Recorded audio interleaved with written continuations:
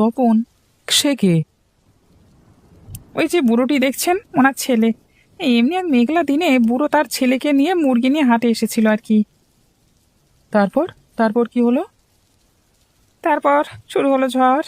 সেই ঝড়ে আমাদের বড় বটগাছটা ভেঙে পড়ে। হ্যাঁ হ্যাঁ, আমার সব মনে পড়েছে। তখন আমি গাছটার নিচেই ছিলাম। এক ভদ্রলোক আমাকে টান দিয়ে তার কাছে নিয়ে যায়, তারপর শুরু হয় তুমুল ঝড়। সে কি? তুমি কি করে জানলে এত সব? তুমি ছিলে নাকি এখানে? হ্যাঁ, আমি ছিলাম, কিন্তু পরের কোনো কিছু আমার মনে নেই। আজকে এতদিন পর এই জায়গাটা দেখে আর আপনার কথা শুনে ওই ঝড়ের ঘটনা মনে হলো। এই ঘটনাটা তো সুবিধার মনে হচ্ছে না, মানে এখনই ওদের কেটে পড়তে হবে, নাহলে ঝামেলা পড়তে পারি। এতক্ষণে বুঝেছি তুমি তাহলে আমাদের সেই হারানো তপন। এতদিন পর তুমি ফিরে এসেছো আমাদের কাছে। কে তখন? উনি আপনাদের কিছু লাগে না? ও আমাদের মহাজনের একমাত্র ছেলে, সারাদিন শহরের বাইরে কোথাও যায়নি। এই চুপ কর হতচ্ছাড়া, তোর মহাজন আমাদের ছেলেকে চুরি করে নিয়ে গেছিল।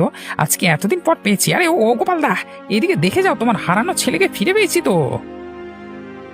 কি বলছো কি? আমার বাছা ফিরে এসেছে? কোথায় ও? কোথায় আমার বাছা?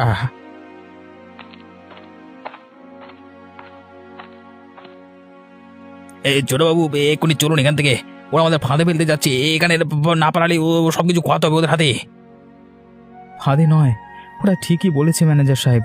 কালকে আড়াল থেকে আমি সব শুনেছি। এতদিন যাদের বাবা মা বলে জানতাম তারা আমার